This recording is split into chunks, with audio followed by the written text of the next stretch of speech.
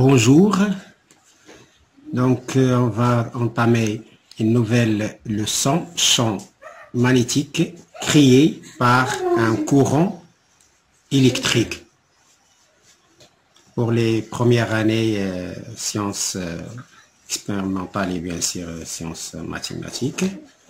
Donc on commence.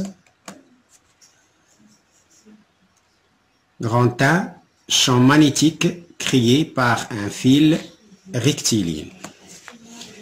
Tout d'abord, on va parler du petit a, spectre des champs magnétiques. Donc, vous regardez ici, on a un fil conducteur infini et les lignes de champ. Vous voyez ici, les lignes de champ sont des cercles concentriques centrés sur le conducteur. Donc, et ici, le plan, les lignes de champ se trouvent dans un plan perpendiculaire au conducteur. Voilà, par exemple, si on a la feuille où se trouvent les lignes de champ, comme si on a les lignes de champ, c'est comme ça. Et ici, le fil conducteur. Donc le fil conducteur et les lignes de champ se trouvent dans un plan perpendiculaire au fil. Donc c'est ça, les lignes de champ. Le spectre, c'est bien sûr l'ensemble des lignes de champ. Donc, qu'est-ce qu'on a écrit ici? Un fil de longueur infinie parcouru par un courant d'intensité et créé un champ magnétique dont les lignes de champ sont des cercles concentriques centrés sur le fil et situés dans le plan perpendiculaire au fil comme nous avons déjà signalé. Maintenant, je vais passer aux les caractéristiques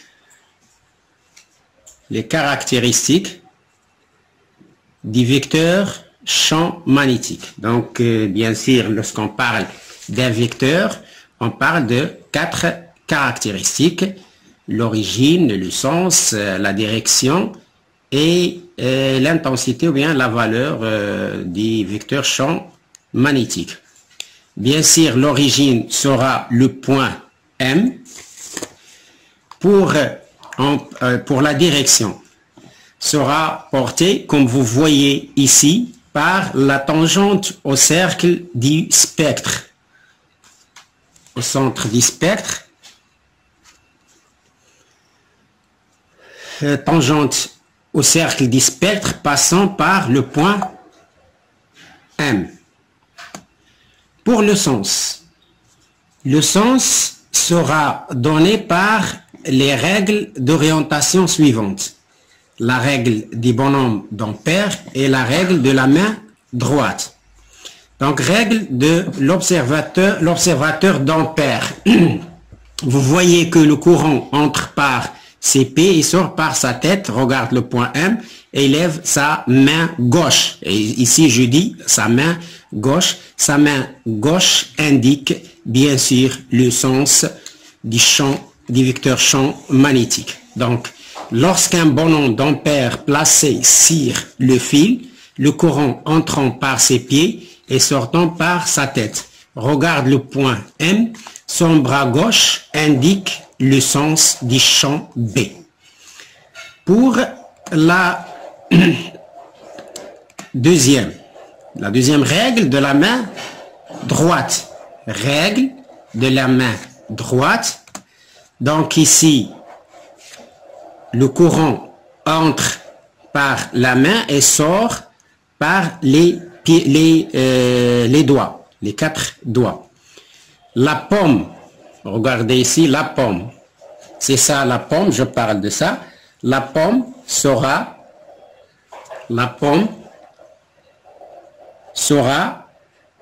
comme ça, c'est-à-dire le courant entre par la main et sort par les doigts.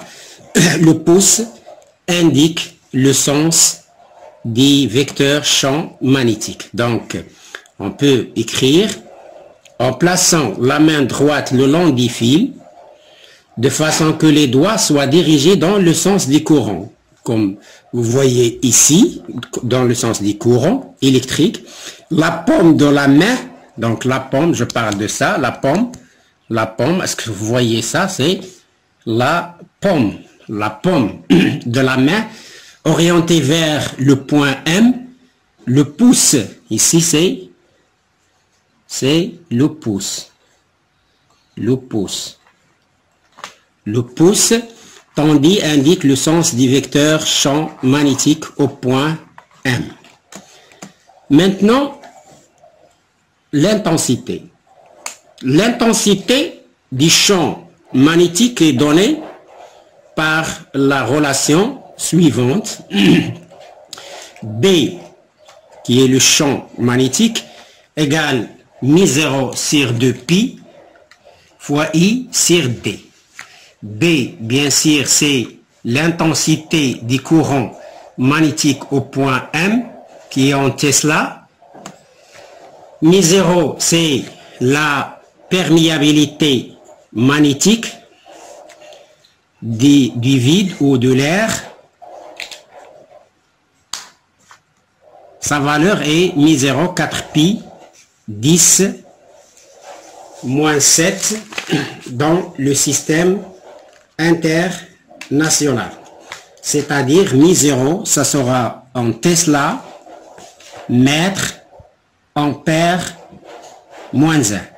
Tesla, mètre, ampère, moins 1. L'intensité du courant, c'est I, qui est en ampères dans le système international. Et enfin D, vous voyez ici, D c'est la distance OM. Je reviens. Donc si ici, le point c'est OM. C'est la distance entre le fil conducteur et le point M. Et sera bien sûr l'unité, c'est le mètre dans le système international.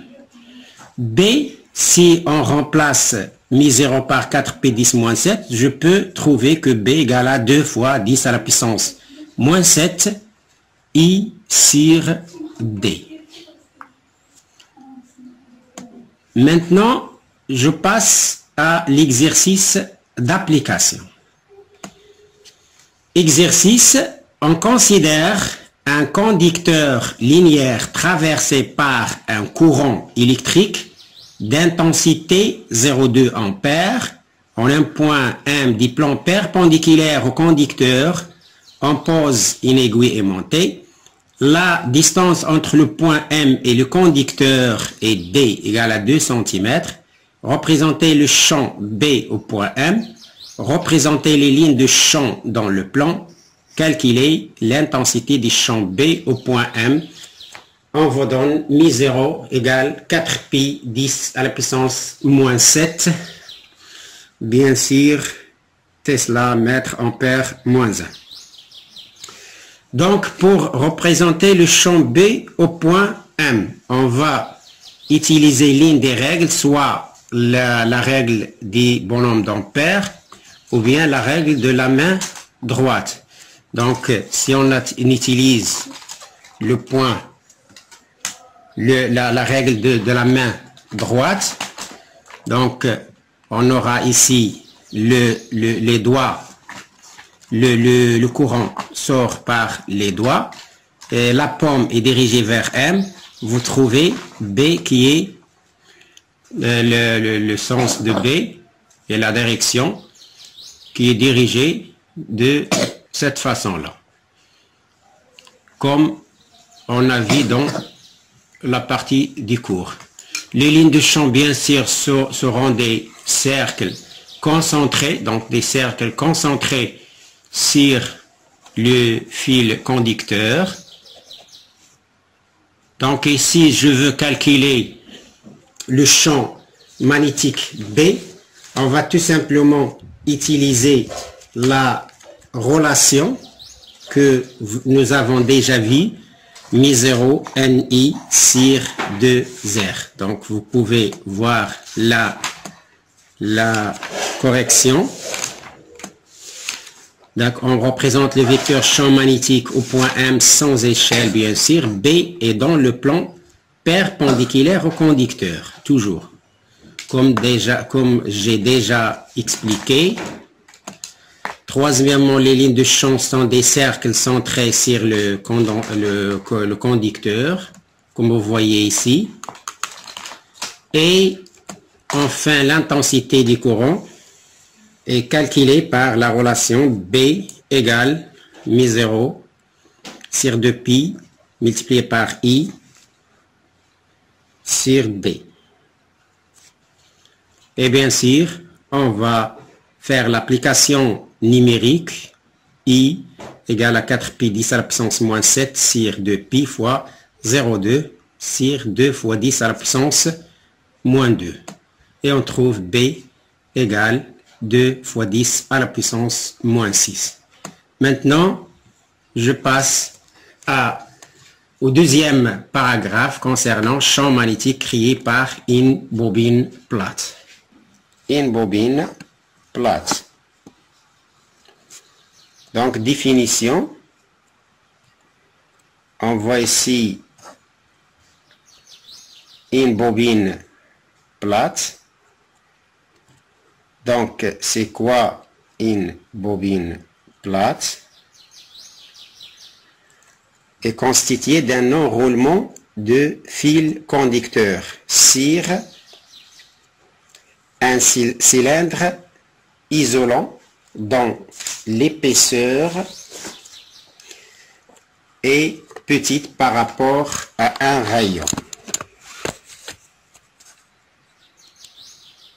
Par rapport à son rayon. Regardez ici, on a la bobine, soit ça, soit ça. Donc, constituée d'un enroulement de fil conducteur.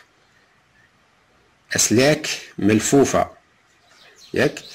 Donc, et dont l'épaisseur est petite par rapport à son rayon. L'épaisseur, bien la longueur de la bobine est très petite par rapport au rayon. Donc, c'est ça, la bobine. Donc, on va voir là un solénoïde. C'est la différence entre une bobine et le solénoïde, c'est la longueur. Le solénoïde est plus long. Le solénoïde est plus long, donc la longueur sera supérieure à R ou bien égale à peu près à R. Mais ici, pour avoir une bobine plate, il faut que le rayon soit inférieur à sa longueur. Si la longueur de la bobine, elle, est faible par rapport à son rayon, on a une bobine plate. C'est clair ici. Donc on passe maintenant au spectre magnétique et ligne de champ magnétique. Donc pour le spectre, vous voyez une bobine plate. Donc le spectre ici, c'est quoi? Le spectre dans la direction et l'axe de la bobine, vous voyez ici, ce sont les lignes de champ sont des droites. Et lorsqu'on s'éloigne, c'est-à-dire autour de la bobine, donc dans un plan perpendiculaire au plan de la bobine, donc toujours il y a le plan qui est perpendiculaire, on a les lignes de champ sont des droites ici. Au milieu, près des centres, au centre de la bobine, on a les lignes de champ sont des droites. Et plus on s'éloigne du centre, on voit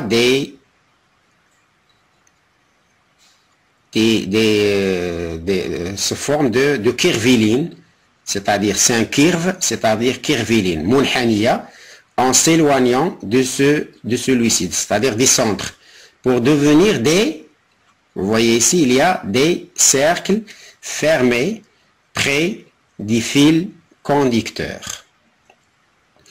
Donc l'ensemble des lignes de champ constitue ce qu'on appelle le spectre magnétique. Maintenant, le sens du vecteur champ magnétique sera déterminé bien sûr par l'une des règles, soit la main droite ou bien le bonhomme d'ampères. Donc pour la main droite, on a comme si on a un cercle, la bobine, et ici on a le courant électrique qui entre du bas vers le haut. Donc je mets ma main, le courant entre par la main et sort par les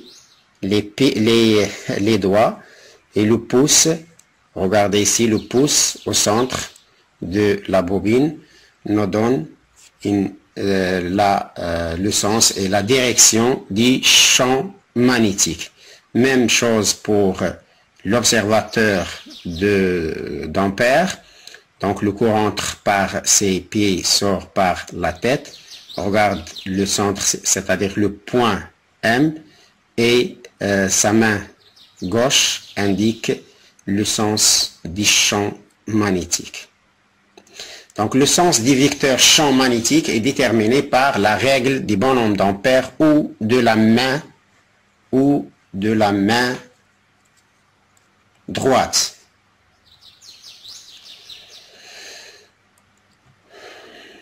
Maintenant, on peut déterminer aussi la face nord et la face sud de la bobine. Donc la face nord de la bobine est la face par laquelle sortent les lignes de champ, comme dans le cas d'un aimant.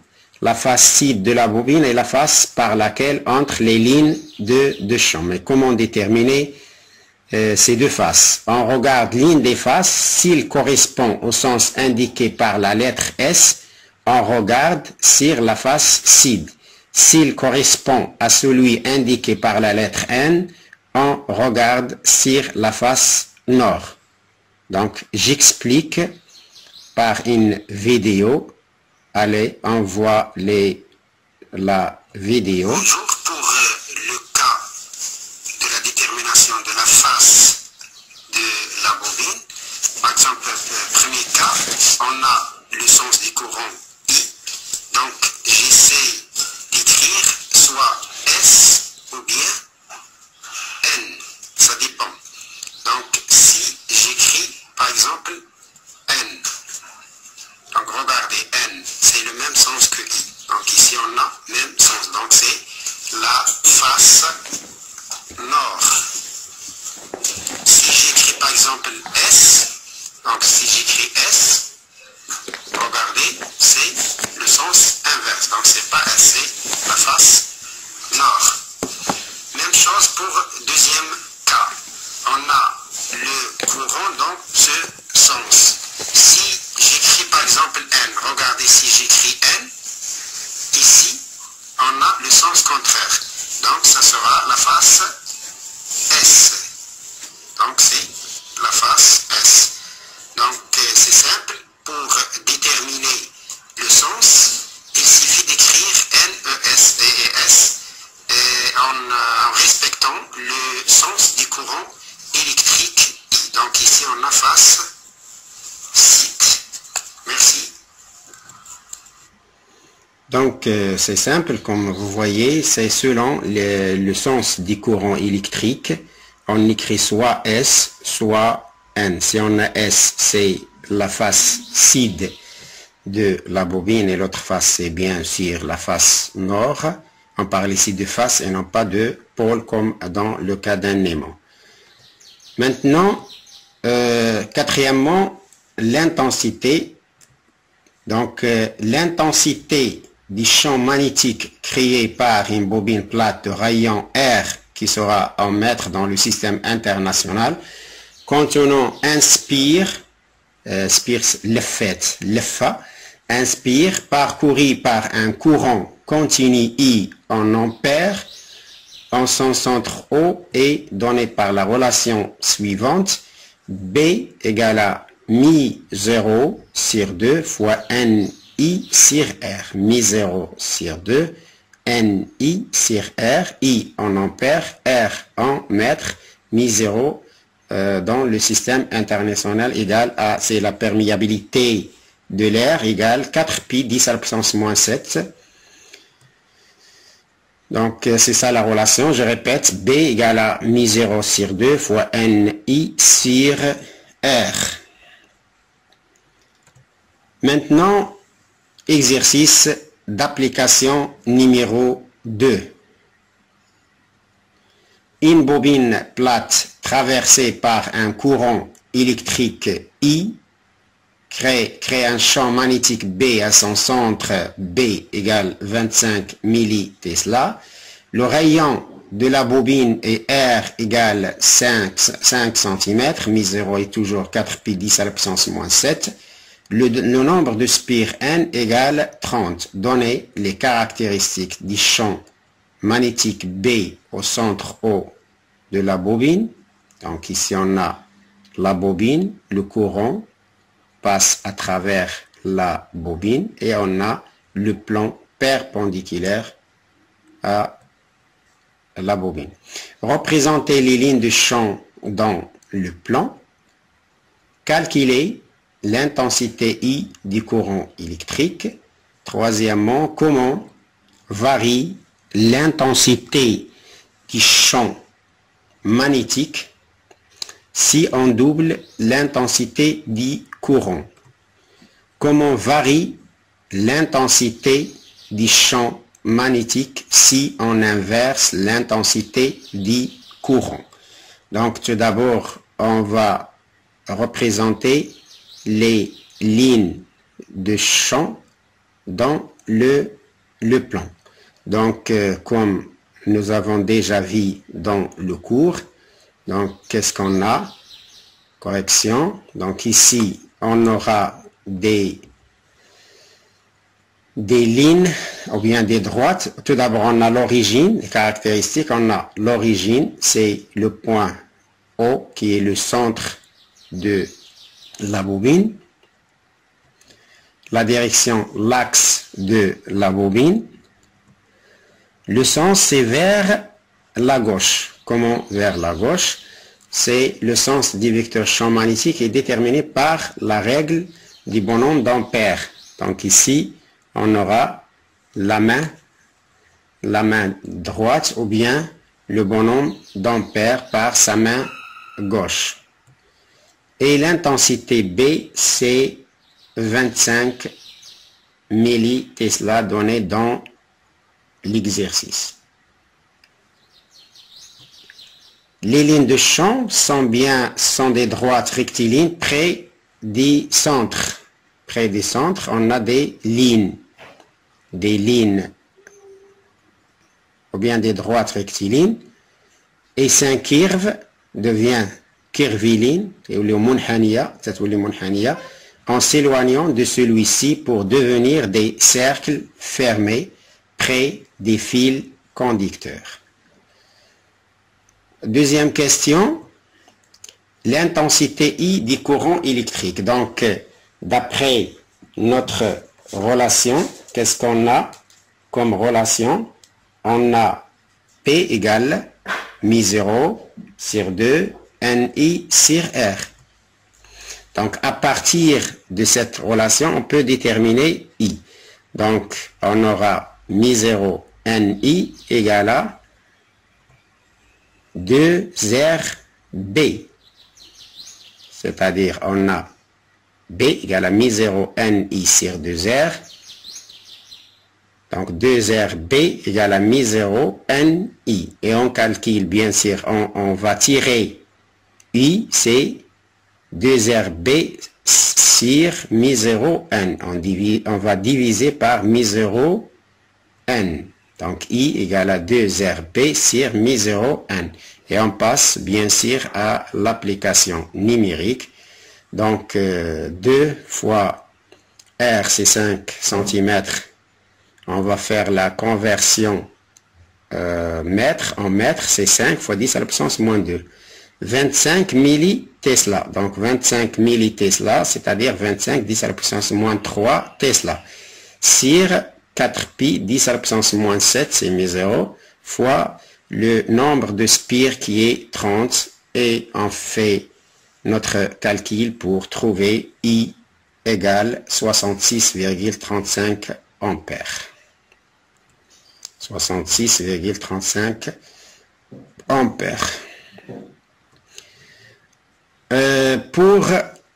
Si on double le courant électrique, donc si on a ici 2 I, au lieu de I, on a 2 I. Donc si on multiplie I par 2, forcément on aura un champ magnétique, ou bien l'intensité du champ magnétique sous double. Donc si on double l'intensité du courant, l'intensité du champ sera doublée aussi. Mais si on inverse le sens du courant, bien sûr, le sens du vecteur B s'inverse sans changement de direction et d'intensité. Donc, lorsqu'on va terminer ce cours, je vais vous donner un exercice de synthèse qui va nous donner une idée plus correcte sur la leçon 6. Ce sont des exercices d'application. Troisièmement, champ magnétique créé par un solénoïde. Tout d'abord, la question qui se pose, c'est quoi un solénoïde? Ici, on a la figure d'un solénoïde. Donc, la figure, la réalité, un solénoïde, c'est comme ça dans la réalité. Ici, j'ai donné une figure pour vous expliquer. Vous regardez ici que un solénoïde a une longueur L. Si on a une longueur L, donc ici un rayon R. Donc on parle, donc c'est normalement un solénoïde, c'est une bobine, mais de longueur L supérieure à R. La différence entre la bobine et le solénoïde, c'est tout simplement que dans le solénoïde, on a la longueur égale ou supérieure à R. Et on a des cas à traiter, donc c'est ça la différence. C'est quoi le solénoïde? Définition. Un solénoïde est constitué d'un fil conducteur enroulé régulièrement en hélice de façon à former une bobine dont la longueur est grande par rapport à son rayon. C'est ça la différence entre le solénoïde et la bobine, c'est que le solénoïde a la longueur est plus grande par rapport à son rayon. Donc si L et R sont du même ordre de grandeur, on a un solénoïde, c'est-à-dire si on a R égale à L, ou bien L est supérieur à R, donc L supérieur ou égal à R, on parle d'un solénoïde. L est inférieur à R, on parle d'une bobine. Si L est supérieur à 5R, le solénoïde est long. Si L est inférieur à 5R, on parle de solénoïde court.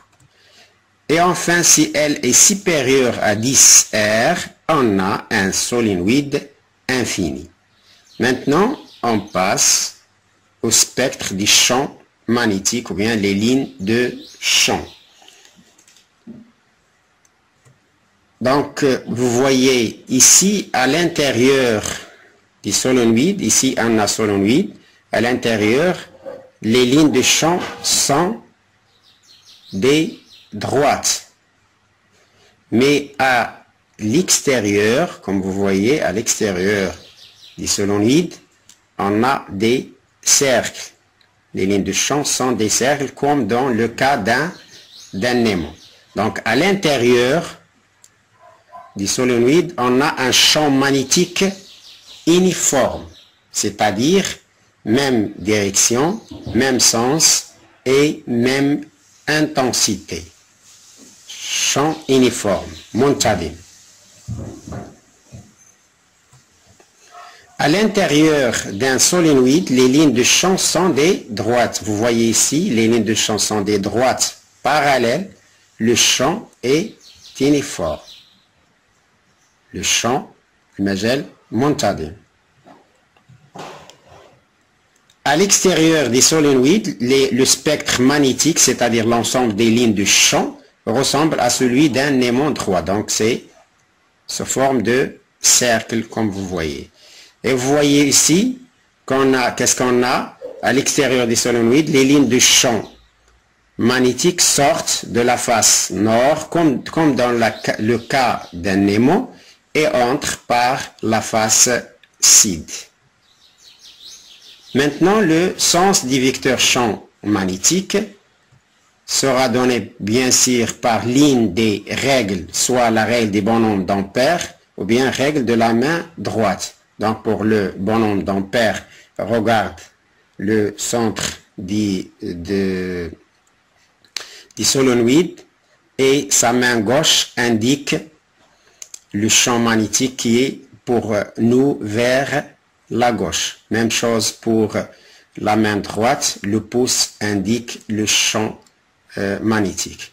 À l'intérieur du solénoïde, le sens de B se détermine par la règle du bonhomme d'ampère ou de la main droite. Dans notre cas, le sens de B, comme vous voyez, est de la face sud vers la face nord.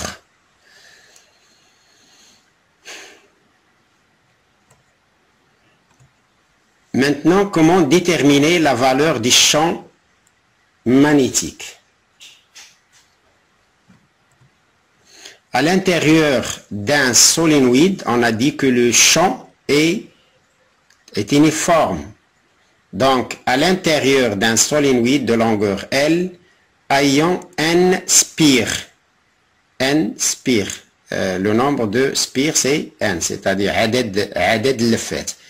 Parcouru par un courant électrique d'intensité I, le champ magnétique est uniforme et a pour valeur B égale à μ0 n fois I, c'est-à-dire μ0 fois n sur L fois I.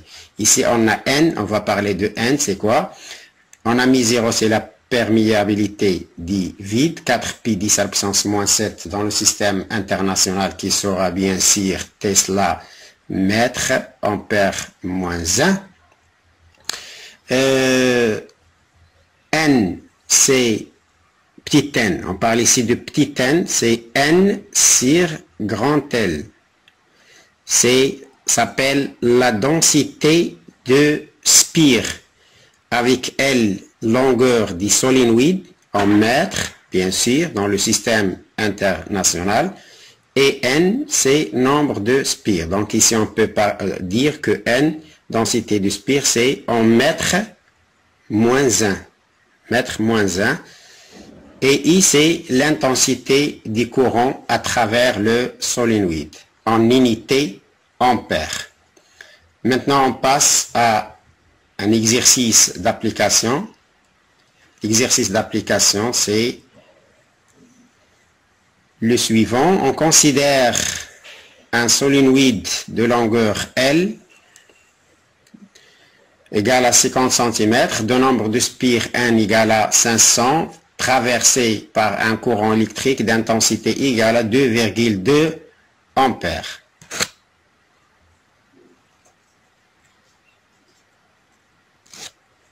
La question in, calculer n le nombre de spires par unité de longueur. Deuxièmement, calculer l'intensité B0 du champ magnétique au centre du solénoïde. Troisièmement, donner les caractéristiques du champ B0. Et quatrièmement, représenter les lignes de champ dans le solénoïde.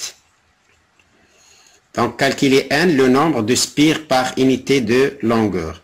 Donc, n, c'est quoi? C'est grand N sur petit l. Correction. Donc, le nombre de spires par unité de longueur est donné par la relation N sur L. Et on fait l'application numérique 500 sur 50, c'est 50 cm. On fait la conversion en mètres, 50 fois 10 à la puissance moins 2. On aura bien sûr N égale à 10 à la puissance 3 mètres moins 1. C'est la densité du spire. Deuxièmement, l'intensité B0 du champ magnétique au centre du solénoïde. Donc, on va utiliser la relation B égale à mi0 fois petit n fois I, bien sûr. Donc, on a B0 égale mi0 n fois I.